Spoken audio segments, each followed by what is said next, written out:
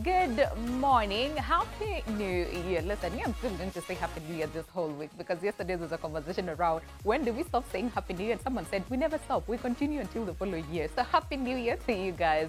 I hope that you've had a better start to the year and of course to the week. Welcome to the show. This is Your World and my name is Winnie Lubembe. Of course, like I promised, this whole week we'll focus on setting goals for the new year. And today, like we promised, we'll be tackling the whole aspect about financial planning. All right. And of course, setting goals as far as finances are concerned for this year, because with every new year, most people will set various goals for the year. And of course, with some the dread the thought of the same. And among the areas that people try to get it right is, you guessed it right, finances. So however, with the harsh economic times and unprecedented times, the question is, how do you plan your finances and what are some of the core principles that guides us when we talk financial goals and planning? That is what we'll be focusing on the show today. So you want to stick around until the end of the conversation just to get to understand what are the tidbits, what are some of the mistakes that we do when we talk about financial planning. There's usually a whole conversation around budgeting, investing, saving. It's a whole lot, when it comes to financial planning. But we have the right person to help us guide us through when it comes to financial planning. But how about we set the ground rolling, all right? And of course, there's a whole aspect about the reasons why people would set their financial goals. And this is as far as those ones who set. There's someone like, what kind of later kuja even not kind, all right? But let's take a look at some of the common reasons why people would actually set financial goals. And of course, as you can see over here on this big wall. So we're talking about financial goals today, right? And of course, the common reasons why people set financial goals is number one, to pay off debt, all right? And I'm sure you've had a lot of people say, me, this year I do not want to have any, debt. So we're tackling debt this year, all right? And then some people will actually do so to build up a savings pot. Like I said, a whole conversation around savings versus investing. And then the next point, again, like guessed it, is all about investing. Me, I want to invest more this year, but what exactly are you investing in? We'll be tackling that as well.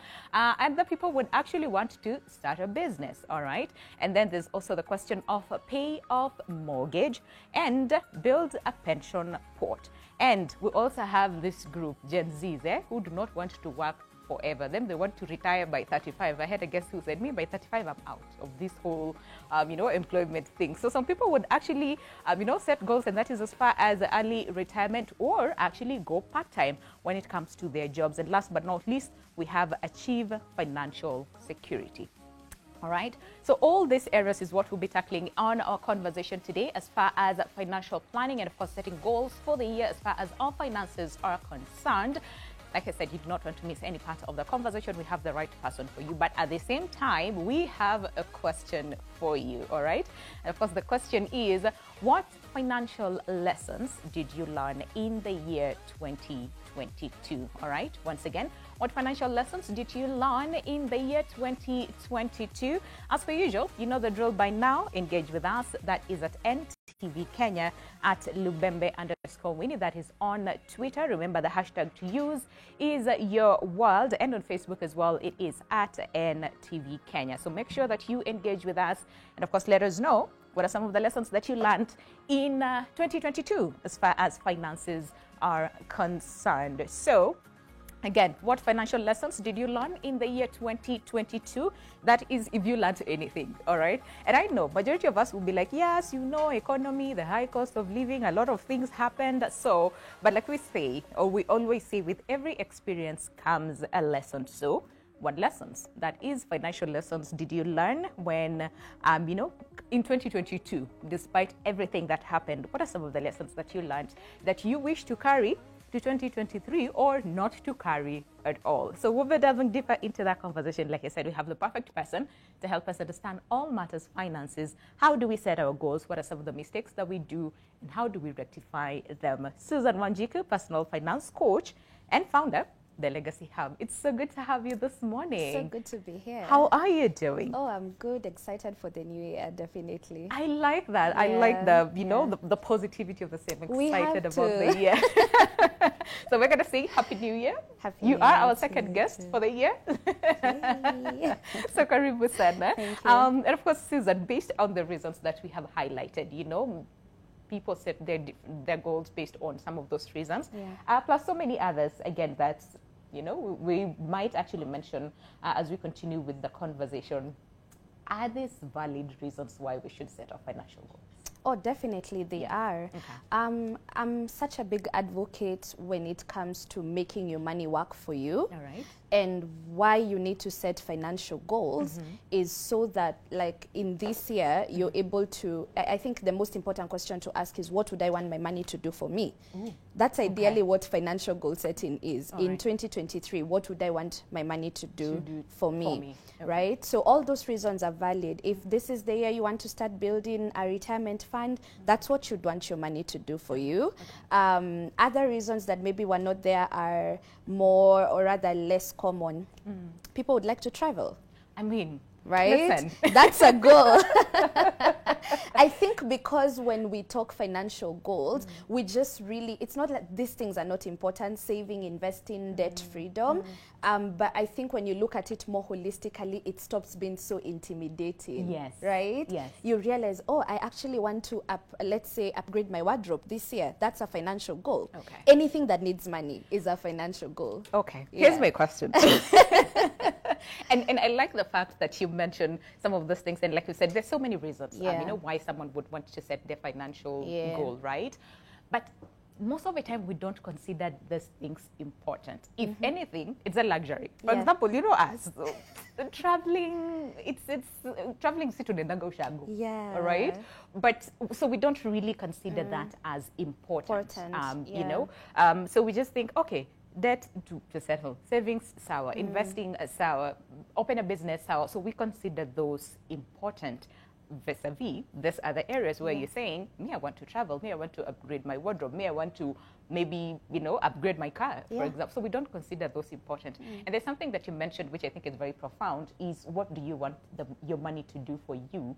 So that you don't feel more of a slave, but right? That the money is doing something for you. I call it budgeting for your best life. You can budget for your best life. You can invest for your best life. You understand? So I think even when I'm coaching people, I always love to tell people that when you're setting your financial goals, when you can just start by asking yourself, what would I want to do? Like for me, when I'm setting my 2023 financial goals, that's what I wrote down. What would I need to do in 2023 that requires money? List all those things down. So, important or not. Right. And we have, of course, we have like our short-term goals. Anything you want to do in the next 12 months will fall under short-term. And then, of course, there are some ongoing goals that you're working on that, you know, you want to achieve by the time you're 40, you know, 45, retirement, etc., right? And all those things have a place. When you ignore these seemingly unimportant things, like for instance, you said we are traveling to Shags. We spend at least 10 to 20 G's. Christmas, you know, shopping. If you live very far, traveling. If you're flying, there is that cost, right? So like right now, I love to tell people, like right now, if you spent money in December, it's not a time to kind of like, if you really overspent, it's not time to brood over it. Now you have 12 months. Oh, yes. Let me show you how, exactly. Let me show you how easy setting goals for something like Christmas can be. So let's assume you decide every month I'm going to put aside one of the goals. So let's start with the goal. The goal is I will not touch my salary in December for Christmas, because that salary is supposed to last us 77 days in January, right? Yes, plus like 25. So you're like, I'm not going to do that again. So now that I have 12 months, let me plan myself accordingly. So if I put aside 2,000 every month, in December, I will have a whooping 24,000 to just chop. And none of it comes from my salary. That's a goal. Very little money, or rather, it can be little or much, just depending on the perspective. But that's you've been intentional, right? You can decide, oh, I have 3 terms to pay for, and every term is 60,000. So 60 times 3, that's 180 I need for school fees this year. 180 divided by 12 months. How much do I need to put aside in maybe a designated account for school fees, such that as and when school fees is coming up, it's not a week to school fees. And that's why I'm like, wow. The kids are going back to school next week. Pesa inatoka wapi. So when you look at it holistically, it stops looking like goals are not just about saving, investing. In fact, your savings and investments are informed by these things. This hair that you want to buy, this Christmas that will cost you 30,000, your child that needs a root canal, you know, all those things. You first of all list them down. Okay. So even those investing and savings goals, they come by first answering that big question. What would I want my money for me to do for me in 2023? I like that. Now, I like the fact that there's no important and non-important issues, you know, especially when we talk about finances, because again, you work so hard. You want your money to at least work for you, right? So the first thing that we need to do when it comes to setting our financial goals is list everything down. It doesn't matter how trivial it is, just list everything down, you know, that you want to either achieve or you want your money to do for you. Correct. That year. All right. So then how do we prioritize? Right. That's a very good question. I love to always have a needs and a wants list. Yes. So there are things that are needs. School fees cannot not be paid for. I mean, yes. So that one goes this side, on right? The need, and then so I think the first categories I would actually, first of all, it's not even which one takes first priority. It's which are these things that are needs and which are wants, right? Then once you've actually been able to list down your needs, now you need, you know, most of us don't, a lot of people I've worked with don't budget, or if they do, they don't know how to budget. All right. So you see, if you've just written things down on a notebook, I mean, it's a viable option, but the best kind of budgeting is where you're able to kind of like list, or rather, see, I earn 120,000, rent is this much, etc., etc. So that you can actually be able to break down after my monthly expenses, what is actually left. We call that disposable income. Okay. So how much is left now to save and invest? All right. You understand? Yes. So now after you have your needs, that's when you actually find out however much I need to save per month to reach these goals. Do I actually have that much? Okay. So if it takes care of all that, then you start now going to the needs, right? Rather wants. Okay. And one thing I love to point out is that needs and wants are very relative. To different people. Right? To different people. We call it personal finance because it's very personal, right? But there's also I love to just put a disclaimer there that you also want to be super honest with yourself that you're not making things that are clear luxuries to become needs, that is, right? This is a need for me. So you see, like for yourself, you're a TV personality. We see you every day. I believe you investing in your looks, your dress code, how you look, that's earning you money. Yes. That's almost gonna fall into a need. You wouldn't just walk in here looking homeless, right? Yeah, true. For someone else, maybe like myself, I work from home unless like I'm leaving for a training or an interview like this one, right? It's not. I'm not saying that it's not so important for me to, but if I'm in a position where I have to choose, I might choose to go without doing my nails. True. True. Maybe for a couple of months, right? So it's important that you the most important thing is that very honest conversation with yourself. And understand, and like the fact that you're emphasizing it is more on a personal basis. So it varies from person to person. One person's wants might be another person's need. Yeah, of course we have the basic. I mean, food, rent, healthcare, transport. Yeah. Then of course if you have children, some people don't have kids, so that's a whole completely different Excel sheet, right? And so it's just that you just have to have an honest conversation. And you know when you're tripping. Have you ever just been doing your budget and you're like, Susan, you know you don't need it. So you can always just have an honest conversation with yourself when doing the planning. Sometimes what I do is, let me just put it here, but it's not like I really have to, but let me just put it just, okay? And then you can make those adjustments like we talked about earlier on. And then something that you mentioned is after everything else has been taken care of, whatever the disposable income that you have is what you budget for in terms of achieving your goals, right? You see, most of us, we budget with the whole salary, right? So that it becomes then complicated when it comes to then allocating this money, because at the end of the day you're like, see, this much is what I earn, and then you budget on that. But how about shifting it and you know, touch on the disposable income after everything else has been taken care of, right? No, there's a rule of thumb. We call that the 50-30-20 budgeting rule. It's Googleable, guys, so you can look it up later. But according to it's just an ideal, it's like kind of like, you see, rule of thumbs are not like you should follow it to the letter, but it serves as a guide, because guys ask me, okay, do I use my gross or do I use my net? I always tell people, use your net.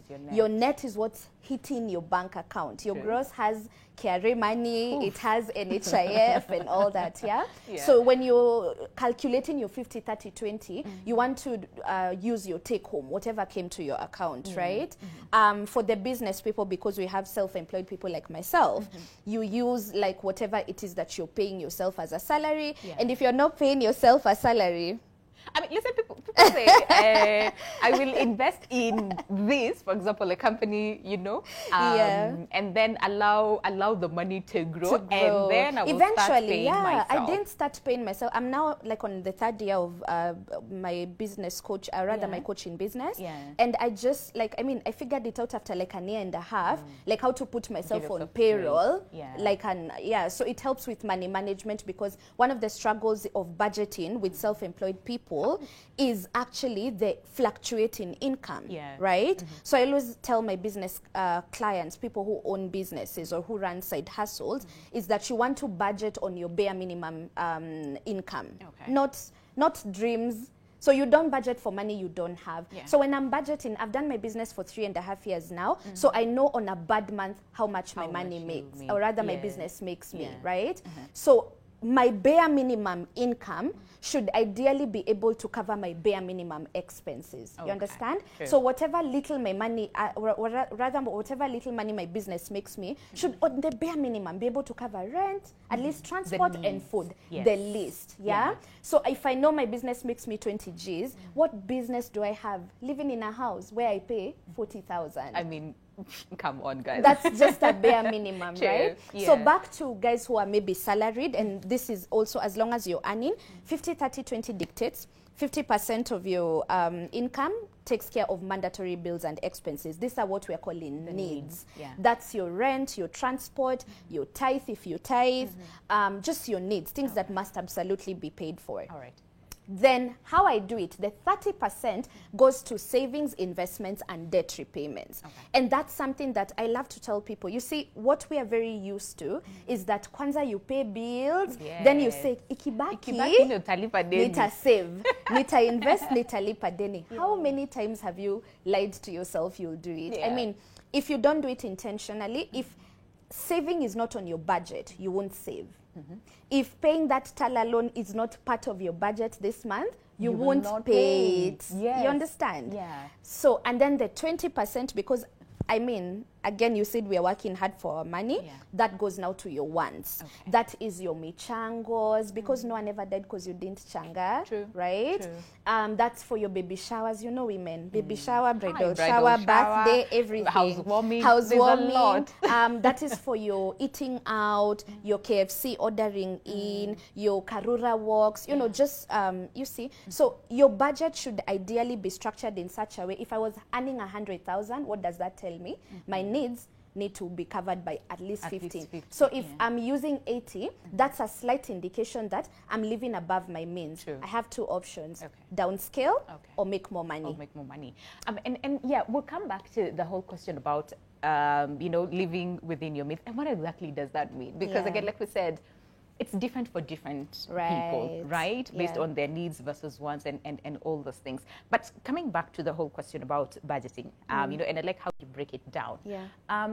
It's the flexibility, because when we talk about budgeting, sometimes it seems very rigid. You know, it's not flexible. I mean, listen, maybe mwaka ikianza will be like, so this is how much I pay for my rent, this is how much I pay for this and that. And then somewhere along the line, something just happens. It's psychological, you know, right? It's mental. It's mental also, and that's why I always encourage my clients. Anyone who's ever come for coaching, I always tell them, you must budget for you once.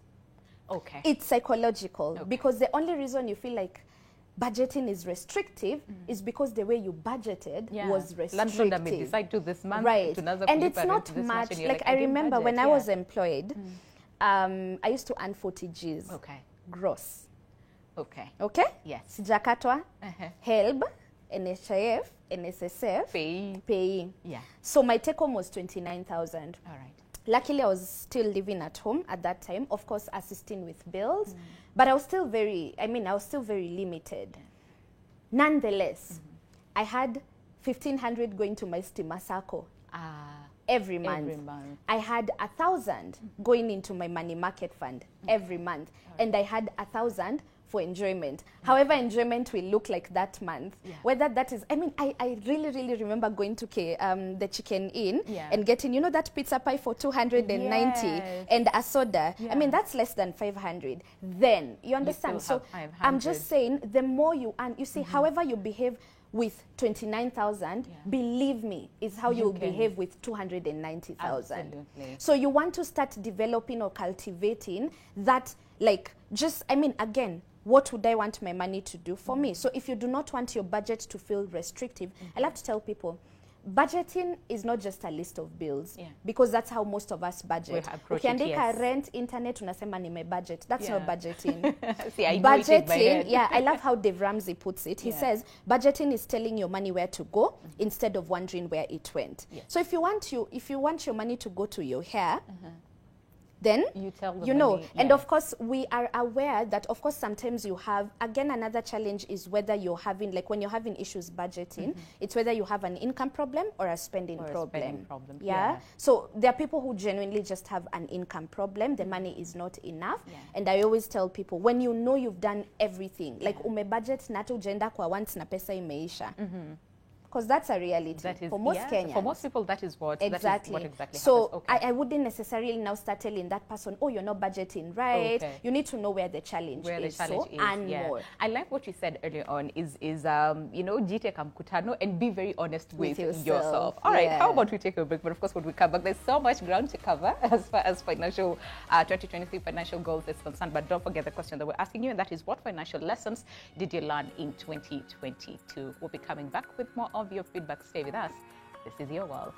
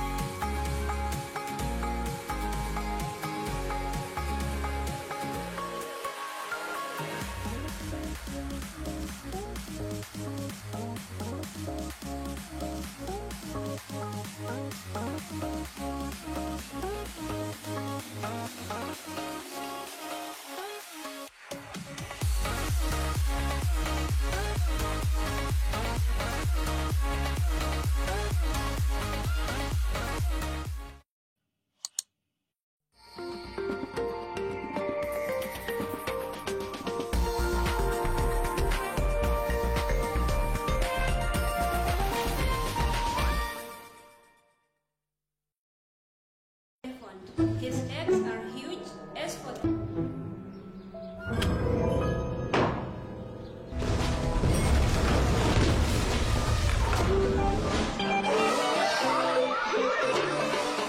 Santon, a fun new world of flavor, fruity freshness in every sip. It's the headquarters of good vibes.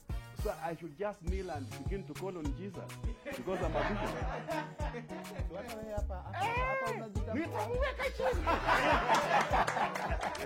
You know, Dr. Kingori, yes, you sound like a street fighter. Where did you grab it? Unataka noma. Kingori, let me tell you something. Mimi mtu angenipata saa hiyo nikiwa first year. Angeangukia bibi mzuri. You know, they always say smart women, where to catch them is with love. Kingori, I love how your suit looks. I love you in a suit. I love you in a t-shirt. As in any example, you actually mean that. Maifungua akili ya msee ama kichwa ya msee ukapata vile watu husema huyu jamaa ana akili. Tunaweza toa nyama kwa huko nyuma tuweke kwa kifua. Sisi mtu anakuwa na roho chafu sana. Na ukidive inahesabiwa? Si ndio ukiwin, udive win si umewin. Hiyo ndio tizi unafaa upige. Napiganga tu tizi ya 90 meters ya kwanza, alafu nikifika 90 meters na fly. Every Friday on NTV 7:30 p.m.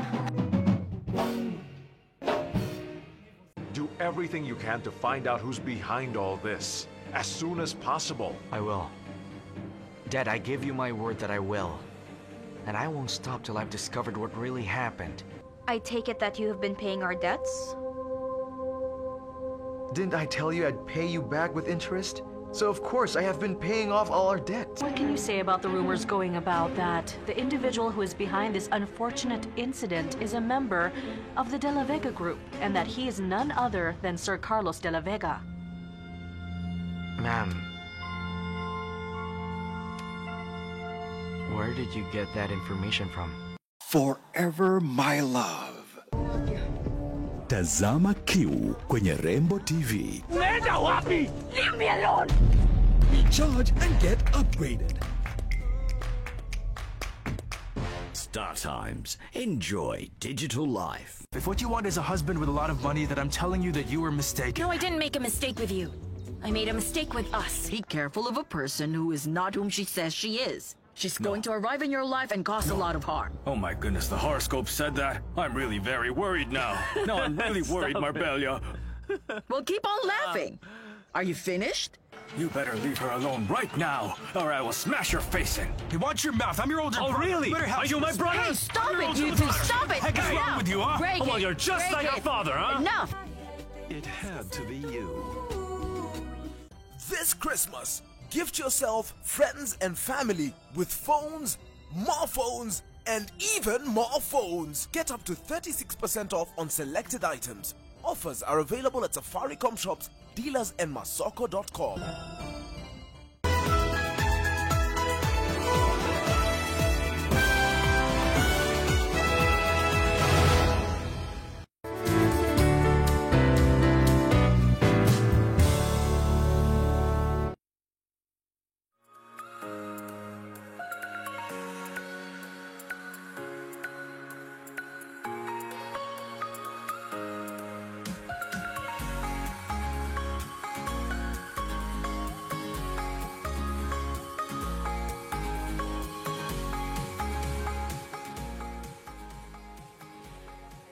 Right?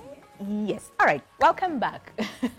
I'm glad you're still with us. The show is Your World. And of course, today it's all about money matters because, like we said, this whole week we'll be focusing on setting goals for the year so that we get things right? And of course, we start the year on, the right place so that we do not, by the end of January, we're like, listen, we're tired. What's a tumoka level tired? All right. So today it's all about 2023 financial goals. And of course, the question that we're asking you is, what financial lessons did you learn in 2022? Here? A number of you, the things that you're saying here. Okay. Let me just sample a few. This one says, this is Christine Baraza on Facebook, says that having money gives you so many friends, but lack of money defines your true friend. She's right. For sure. She's right on that. All right. And then someone, this is Andrew Sumuku, says you should never depend on someone financially. People change, most likely your family. All right.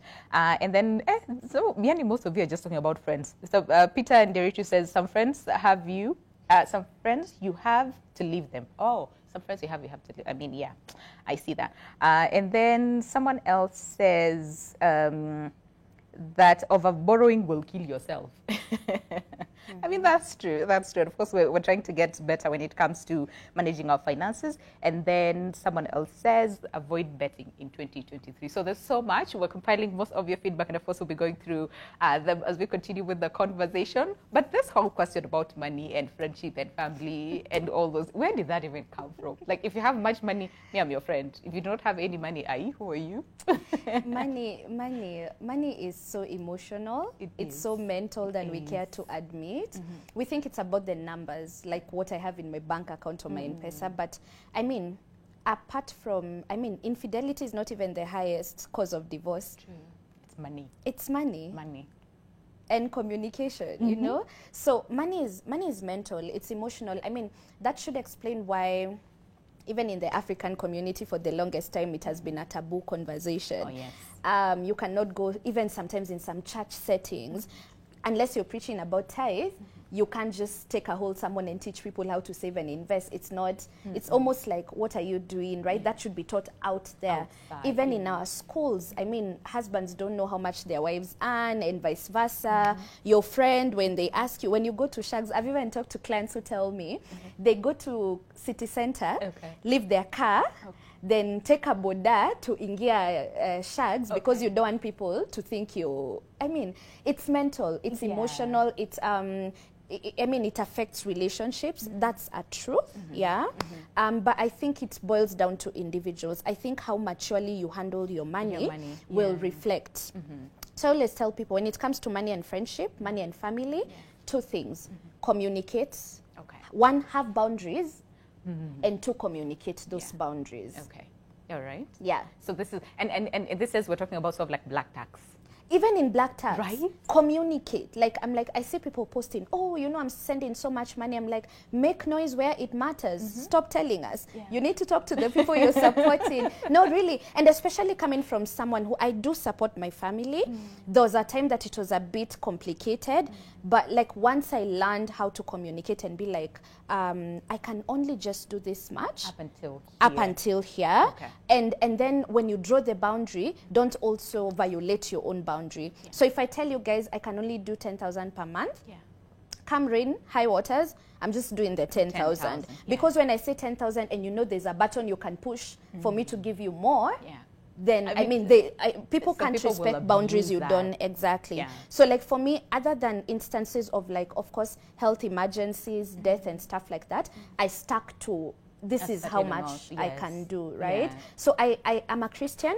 I believe in like blessing our parents, helping our families, even helping the needy if you can. I mean, if you're blessed, you can but you need to have boundaries. Everything in life is about boundaries. So even with friends and family, don't just have boundaries and keep them in your head. Because you see, when you have boundaries and you've kept them in your head, you're just offended. Me, I'll keep borrowing you money. I won't pay because nani anakwanga sawa hata nanga shida. Because you've not communicated. So set and communicate. And communicate your boundaries. And then pay attention to small money habits. There are people, and this might come off, so there are people I would not give even 200, even when I do have, just because of their small money habits. Like, pay attention. I know friends I can give 500,000. We don't even need to write it down somewhere because the small money habits, when someone tells you, oh, give me 50 bob nitakurudishia, na mnapitana hata 6 months, na sisemi ati 50 bob pesa kidogo sana, but that has communicated something to me. That's the same way you'll borrow me 20,000 and you'll pass me, niaje babes, kwanza babies. Hey. That's what. Those ones for babes. No. So pay attention. Sometimes we really put ourselves in situations, and had we just exercised a level of wisdom or just observing, we would see that this person, they have a proven track record of not paying back. So just don't. And then no is a sign of maturity. No is a complete sentence. I don't know why we are usually afraid. But just like in 2023, if I can add a financial goal, learn to say no. It's a goal. Absolutely. Absolutely. And then we're discussing this during the break. This is our attitude about money and how we were raised to think about money. In the sense that most of us think money is evil. Money is bad. The most, the richest person did not earn their money legit. And all those things. So before even setting our goals, and making sure that we stick to our goals. Can you speak a little bit about our attitude in terms of how then do we change it? To what extent do we go in terms of shifting our attitude when it comes to money so that we make it easier for the money to work for us? I think for me, because I grew up poor, I don't even think I can adequately describe in English words. And so growing up, I had all those mindsets. I think I had even like a dislike for rich people, because every time you see someone doing well, you're feeling how anaringa, you know? And then there's the scarcity mindset. for even when I started earning, some days I would even just walk around looking, I don't know how. It takes some of your close friends to tell you, Aki guys, si hata utengeneze nywele Susan. Hata hiyo viatu Si hata hata inakwambia. And then the fear of investing. Yeah. So now when I start getting money, I just want to hold it and leave it. Like I want to see it in my M-Pesa balance or my bank balance. When someone tells me to invest, to me investing meant losing. Yeah. So there's, and for me what changed, because, and that's just a few. People even have money personalities. We have spenders. Listen, a spender will spend even when they don't have money. Afadhali nichukue loan.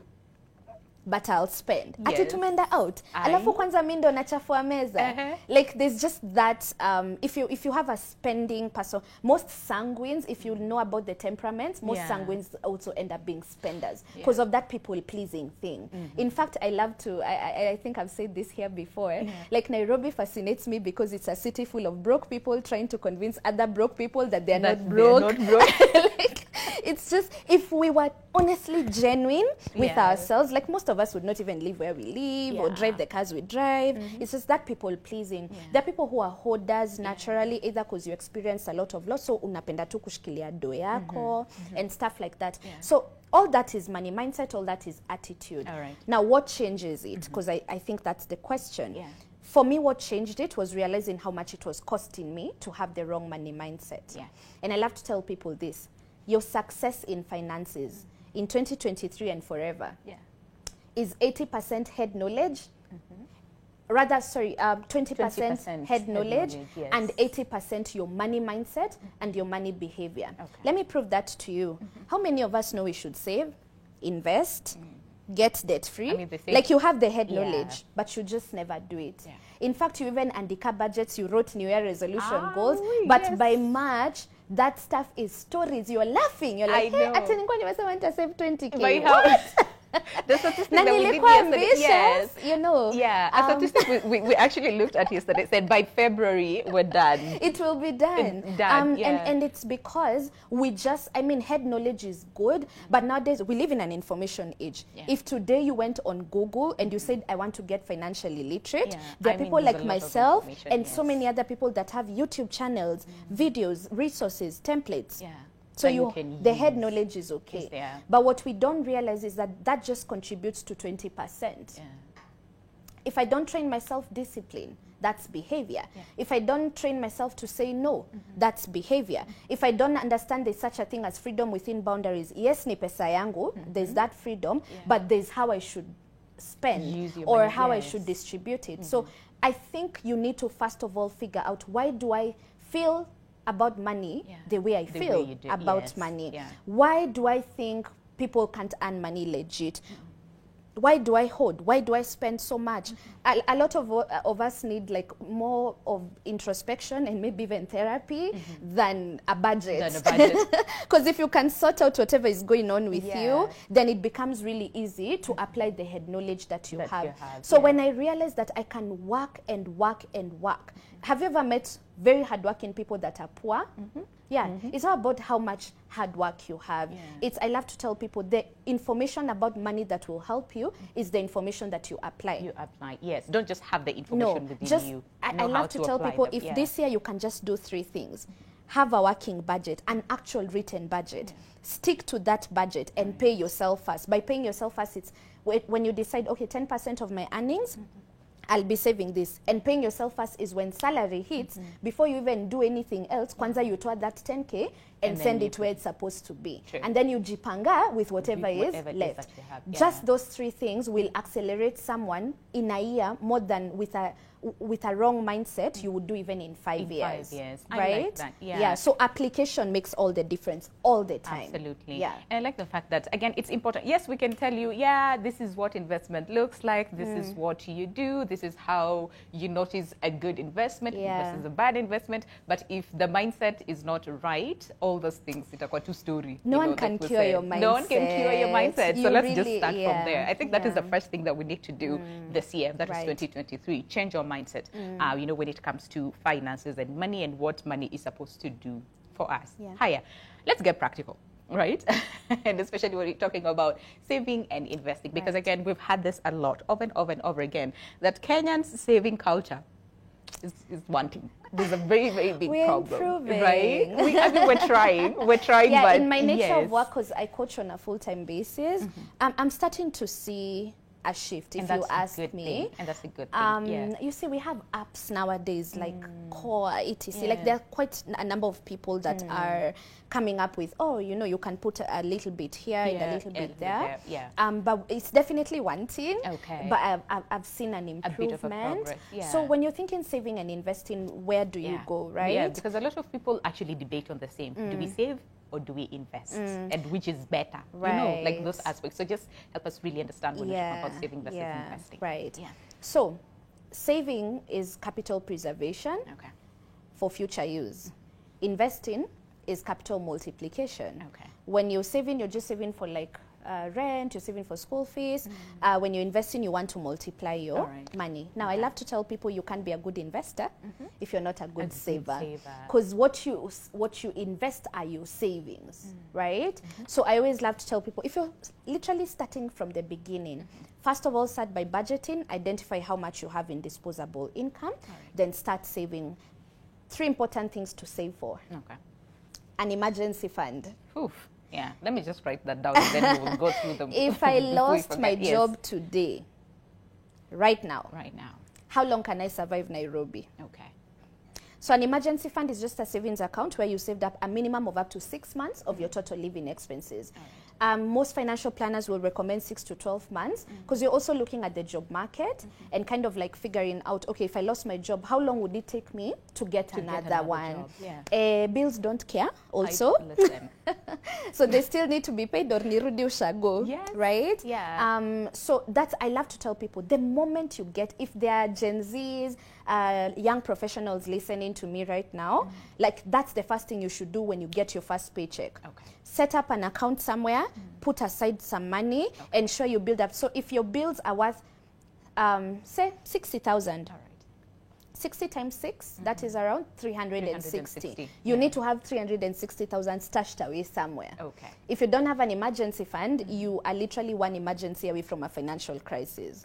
And a lot of us have worked 7 years, 10 years, but like if you lost your job today, utaka come to ajai andikwa jaikwa na income. So I know we all want to hear bonds and listen. Emergency kikuja sahi, even that shamba, how can I liquidate a piece of land today and sell it today when my mom is in hospital, admitted, and we can't get her out? We have to take a loan or do a mchango, right? But I have a shamba. That is not... No. First thing you should do is to actually set up an emergency fund. And most people don't have one. Or if you have, it's money that can only last you a month. What if it takes you... I've known people who've tarmacked even up to 2 years. What happens then? And maybe you worked for 5 years, right? So those are some of the things, like saving is important. And then now, the next thing you need to save is your short-term two things. If you have children, that's given. There's school fees, there's wardrobe needs. Like don't, I always love to tell people, don't go to class 7 when you've not even done class 1, class 2, class 3. So you hear someone comes in and sells you Forex. You have no savings, you have no emergency fund. In fact, you take all the little money you had and put it in a very high risk investment asset. So I always love to tell people, you can't invest well if you've not saved well. You understand? So if you can save up for emergencies and your short-term needs, now that's for the medium term to long term, you can start investing, right? And investment should always be, the best way to invest is goal-based investing. I want to retire early, that's a goal. So I ask myself, what investments can I make to get me there? I need to have rental income in the next 5 years. So what investments? Like me, I'm those, I think I heard you say you had a Gen Z saying they want to retire at 35. Like me, 35, I would like to start slowing down at 45, and so at 45, my goal is that my passive income exceeds my active income, right?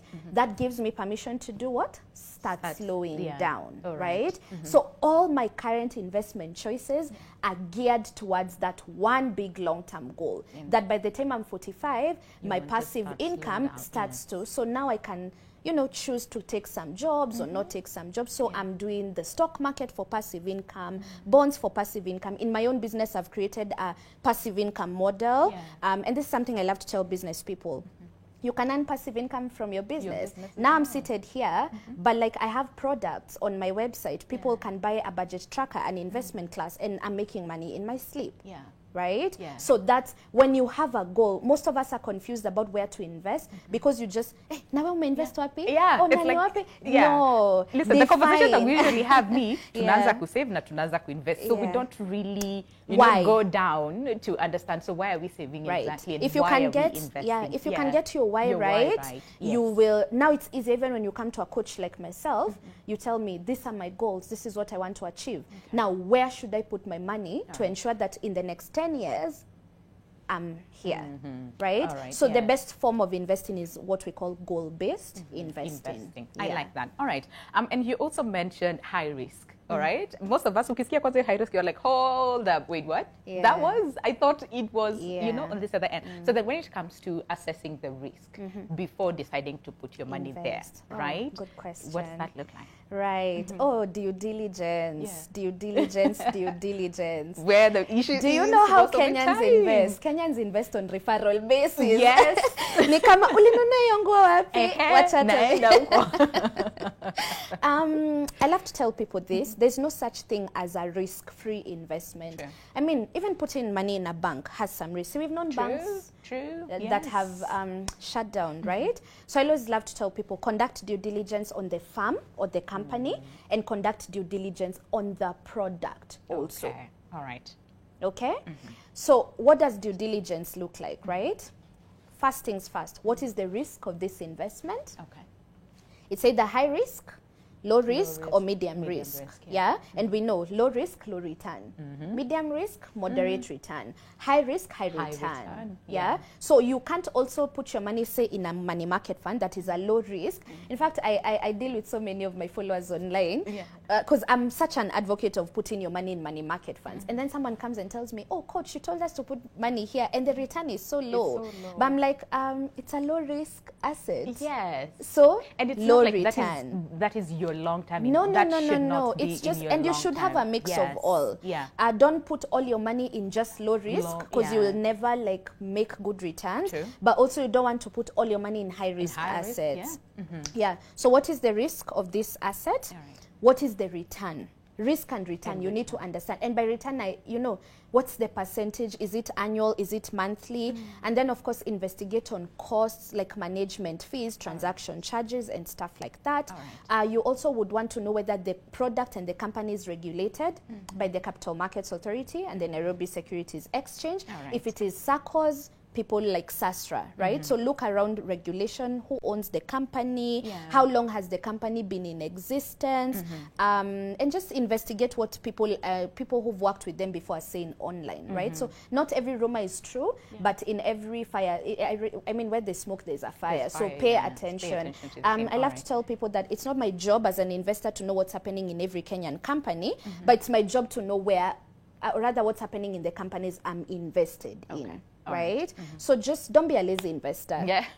Don't be lazy. As long as me may invest. Even if my auntie works there, because I get a lot of that, still the process applies. No. Do your due diligence. Absolutely. Absolutely. All right. So we literally have to end the conversation. And we've spoken a lot, you know, about so much, you know, when it comes to setting your financial goals and getting them right and sticking to the same. Because, like you said, we're very good at setting them, right? We will list all those things down and all those things. But then sticking to that, you know, sometimes is usually a challenge. So how do we stay disciplined on the same? And of course, the next one is, after all is said and done, what is it? That one, or maybe 3 things that you'd want someone to leave this conversation with after everything else that we've talked about. What is it that, you know, you want someone to have? Now, how do you stick to your goals? Rely more on discipline, commitment, and consistency more than motivation. Motivation is a feeling. That's how we all start the year. Motivated to work out, motivated to budget, motivated. But motivation is a feeling. Sometimes you wake up motivated, sometimes you don't wake up motivated.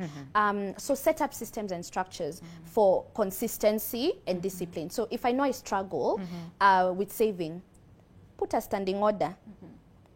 Like when your salary hits your account, it's deducted. Yes. If you have a circle loan, a bank loan, the same. Like don't just depend on your willpower. If you know you already struggle, rather they say madness is repeating the same thing over and over again and expecting different results. Yeah. So that's what I would say. I think what keeps people, or rather what has kept me going or what makes me stick to my goals is don't rely on the feeling of motivation. Even when I'm not motivated, I still push to stick to my budget and to do what I said.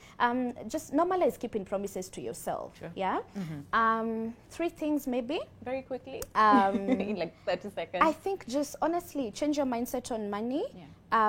Life is, a lot of things revolve around money. So educate yourself. An investment in education will pay you the best return. So whether that's educating yourself on how to budget, how to save, how to invest, how best to take debt. There's good debt and bad debt. So I think that's what I would say.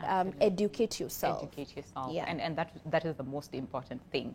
Because like we said, don't just have the head knowledge, but also make sure that you apply whatever it is that you have. Susan, thank you so much. We've learned a lot from today's conversation, as far as setting the goals and sticking to it, because we don't just want to set them and then that's it. So Susan Wanjiku, personal finance coach and founder the Legacy Hub. I know you've picked a lot from today's conversation. Listen, someone here is saying, if the money you have cannot build a house, then eat that money. Come on, all right? And you know that that voice that says that thing over and over again. But really, listen, we have learned a lot from today's conversation. I know we know better, and we're starting the year on a good note, and especially when it comes to getting our money right. So apply that, and notice the difference when it comes to your finances. But for now, Susan, thank you. We cannot say things enough for your time, really, to help us really understand that money matters and what we can do to change our attitude, the first thing, all right? So my name is Winnie Lubembe. You have yourself a good one.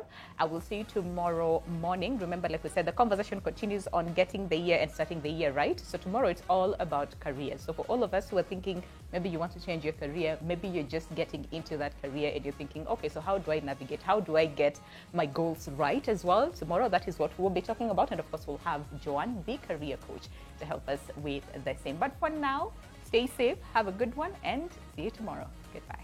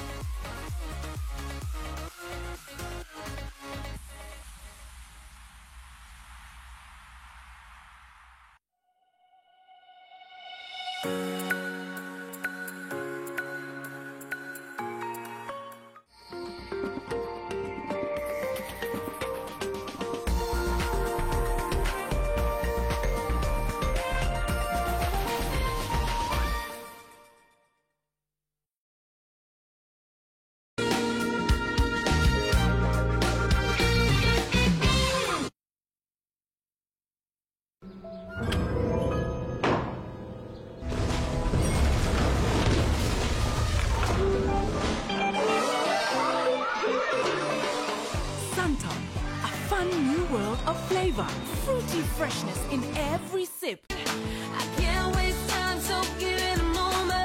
I realize nothing's broken. And rolling, they hating, patrolling and trying to catch me riding. Watch this. For the best of the 2000s, tune in every Saturday from 10 a.m. to 2 p.m. and Sunday from 8 p.m. to 12 midnight. Strength of a woman. Rhythm and flow. Taking you back in the day. Nation FM. My name is Norman Mudibo, former NTV business anchor and also a reporter, currently a communications consultant with Apex Porta Novelli. I was among the few who were privileged to attend the Man Cave, which was sponsored and led by Nation Media Group. I think for me, it was the first ever, the real first ever men's conference. And I know there's been all this talk around men not talking. But I think for me, that needs to change. because men talked. Maybe not everyone, but men talk. And I just want to encourage men to talk, because that's how you're going to cope with the stresses, with the challenges of life. The same way like the women do. So I think for me it was an eye-opener, it was a watershed moment, and looking forward to more conversations, more sharing of experiences in February 2023.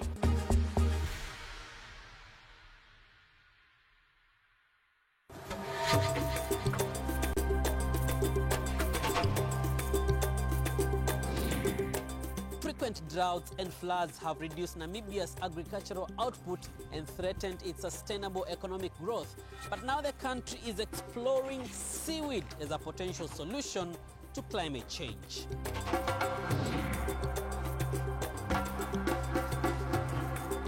The African gaming industry has been growing very fast over the years. This week, I interact with developers and gamers in Kenya to understand the emerging opportunities in original, locally produced games.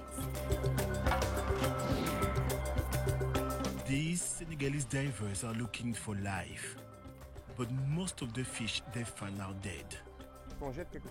When you throw away something in the streets in Senegal, it will go in the sea. When it goes in the sea, indirectly it will reach in our plate. Recharge and get upgraded to make memories with your loved ones this new year. Anytime, anywhere. StarTimes. Enjoy digital life.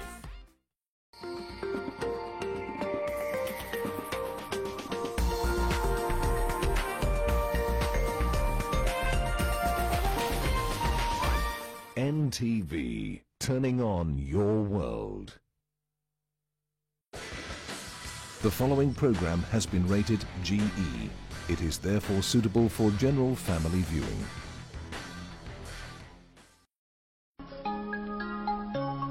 We clapped our hands and stomped our feet. Hi ho, hi ho, hi ho.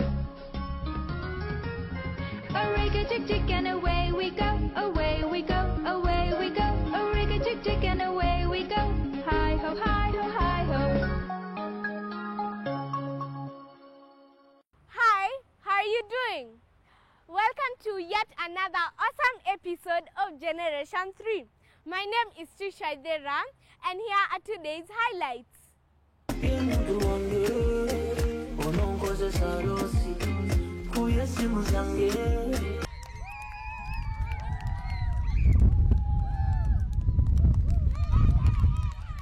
I think the best time of the day is night because we get enough sleep, and then morning we can continue our activities well. Greek grapes, Greek grapes, Greek grapes, Greek grapes, Greek grapes. Today, I'm going to show you how to make an envelope using origami technique. Hey, you! Get over here. Oh, I know what it is. You're afraid because I'm the big bad wolf, the villain of every story. Ladies and gentlemen, boys and girls, today we're making a ham sandwich. Another sandwich. Videos are fun, interesting, and educative. Well, let's have a look at one.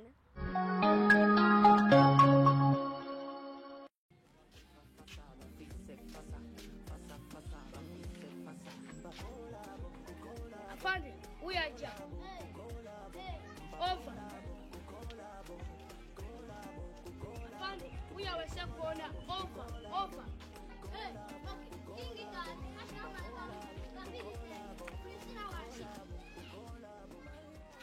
Afande, let's go.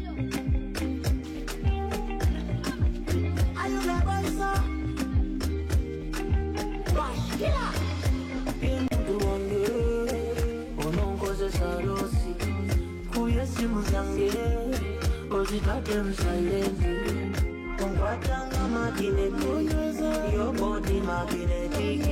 So fasa,